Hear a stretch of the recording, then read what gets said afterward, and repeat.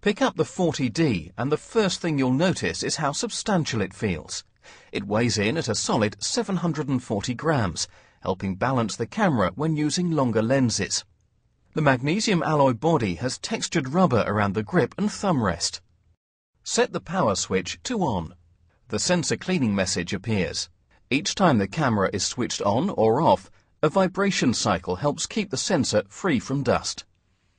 Controls are positioned so you don't need to take your eye from the viewfinder when shooting. The mode dial switches between shooting modes. The shutter release falls under your right index finger. Turn the main dial to control shooting settings, such as aperture and shutter speed. Above the LCD panel are buttons for adjusting metering mode and white balance, autofocus and drive modes, and ISO speed, or flash exposure compensation. The panel displays the shooting setup, including the autofocus mode, image quality settings and exposure level. If you're working in low light, use this button to illuminate the panel. Pressing the shutter release halfway activates autofocus and auto exposure. If you prefer, engage autofocus with your thumb via the AF on button.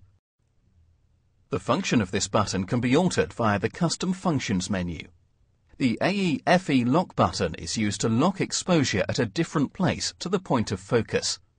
The AF point selection button lets you manually select an autofocus point. Press the shutter release all the way to take the shot.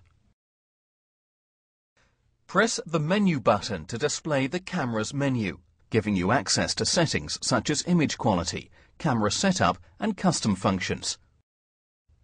To the top right of the LCD is the multi-controller. Among other things, it provides a quick way to navigate through menu options. You can also switch between settings with the quick control dial and the main dial. Press the Set button to select an option. Below the LCD are 4 buttons for managing captured images. Press the Playback button to review your images.